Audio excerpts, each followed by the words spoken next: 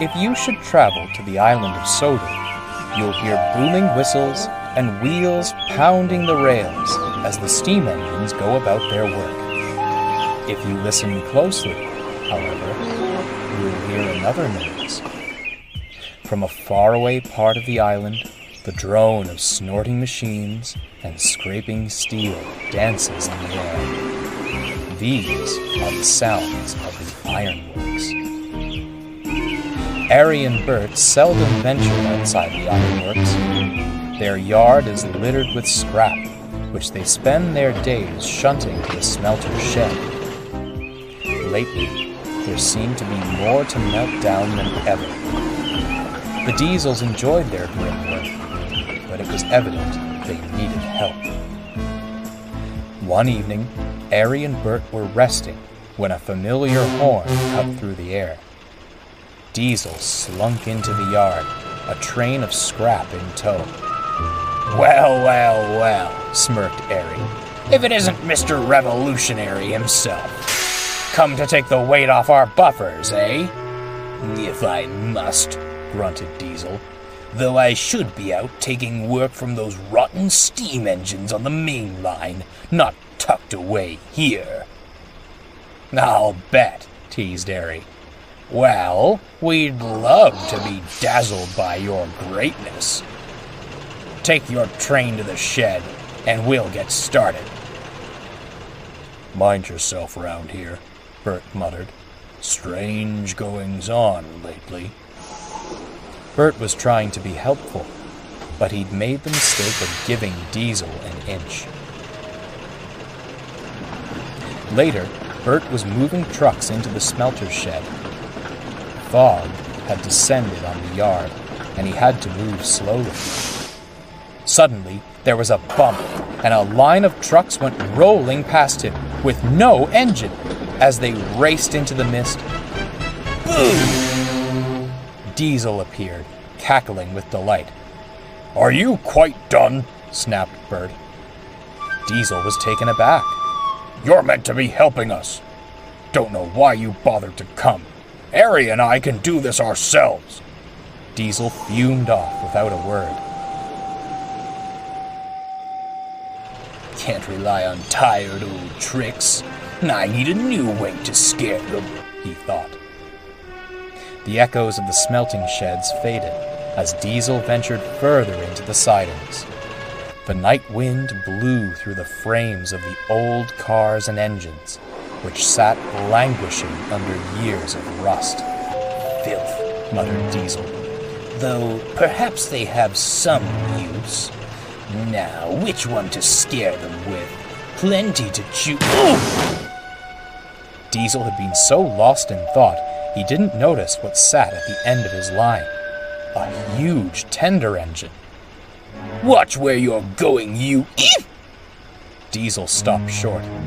The state of the engine's decay hit him all at once.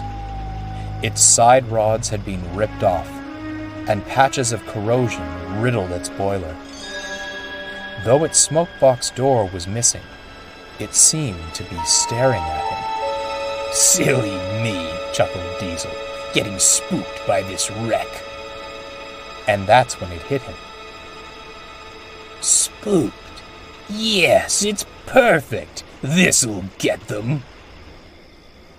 Slowly, Diesel pushed the hulking mass out of the siding.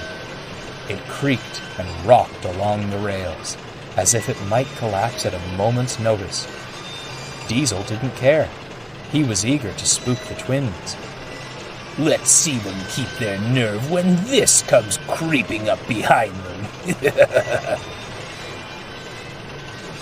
It was a good trick, and certainly would have given a great scare, if only it had worked.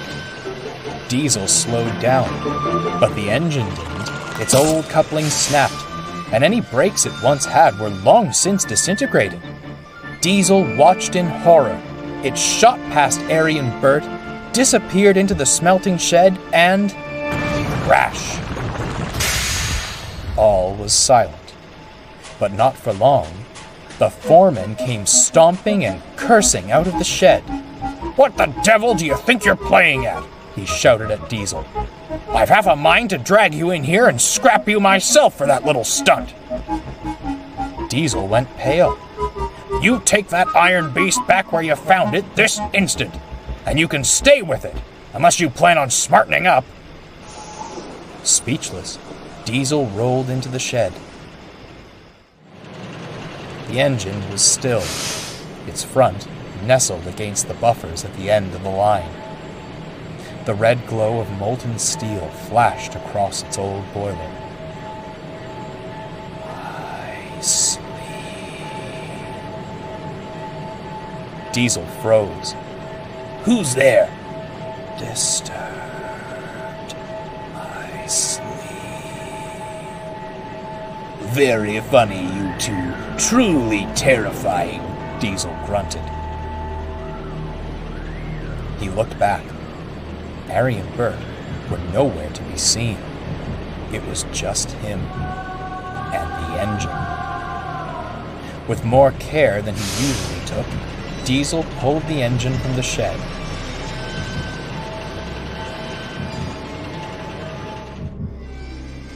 And set off towards the old sidings. As he pushed it back where it came from, the fog grew thicker and brought with it an eerie stillness.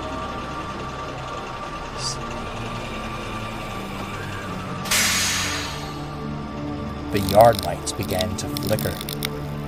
Diesel glanced around. He thought he could see pale fireflies dancing in the night.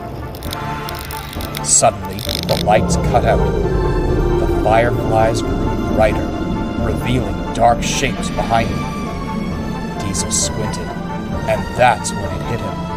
They weren't fireflies. They were eyes, peering out from the twisted remains of engines past. You disturbed. The lights came on again. "My sleep!" Diesel jumped. A face appeared on the engine where there hadn't been one before. It was gaunt and grimacing, its eyes narrowed in anger. "Ooh!" shrieked Diesel, and he raced away as fast as he could, while the engine and its spectral friends vanished in the mist. "Where have you been?" demanded Arry when Diesel returned. "Trying to leave all the work for us, eh?" I'm sorry," stammered Diesel. "I'll get right to work." For the rest of the night, Diesel didn't say a word. He worked without fuss and gave the twins a run for their money. Even the foreman was impressed. All the while, he kept looking back towards the sidings, just to make sure he wasn't being followed or haunted. When the work was done, he wanted to go home. "No chance tonight, old fellow," said his driver. "With fog like this, we'll never make it back." Reluctantly, Diesel backed down next to Bert in the shed. "Strange things happening around here," murmured Bert.